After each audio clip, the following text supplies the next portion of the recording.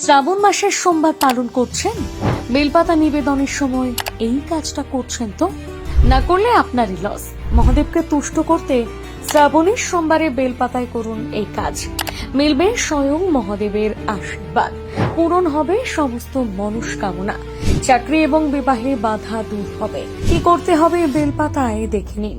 আসছে সোমবার, এই টোটকা পালনে মিস করবেন না।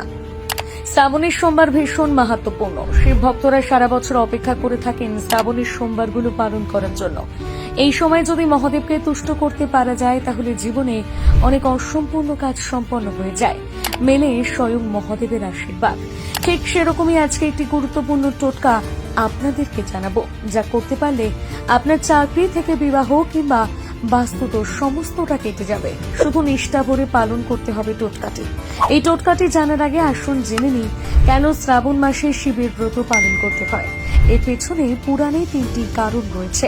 এক, সমুদ্র মন্থনের কথা আমরা কম বেশি সকলেই জানি, আর সেটা হয়েছিল নাকি শ্রাবণ মাসে।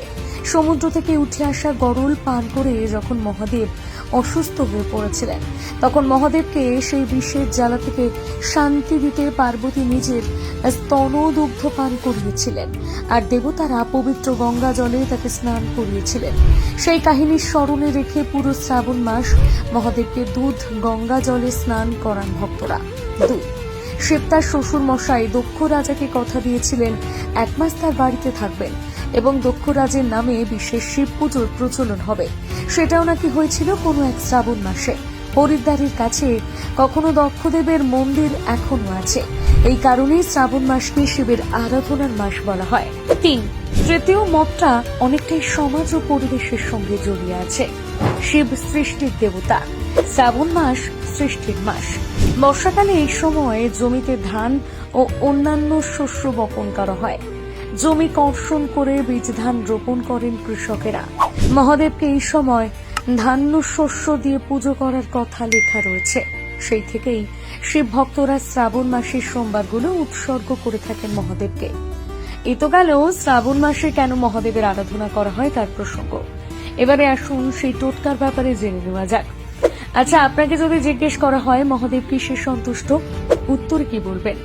নিশ্চয়ই বেলপাতা। হ্যাঁ, এটাই বলবেন সমস্ত শিব ভক্তরা, কারণ বেলপাতা শিবের অতি প্রিয়। এই বেলপাতাতেই লুকিয়ে আছে আজকে সেই টোটকা। শ্রাবণ মাসের কোনো একটি সোমবারে 21টি অক্ষত বেলপাতা নিন, আর সেই বেলপাতায় শ্বেত চন্দন দিয়ে ওম নমঃ শিবায় লিখুন। লেখা হয়ে গেলে 21টি বৈরিতা মহাদেবকে অর্পণ করুন। হাতে জোর করে মহাদেবকে আপনার মনোবাসনার কথা জানান। তারপর দেখুন ম্যাজিক, মাস ঘুরতে না ঘুরতেই আপনার মনোবাসনা পূরণ হয়ে যাবে।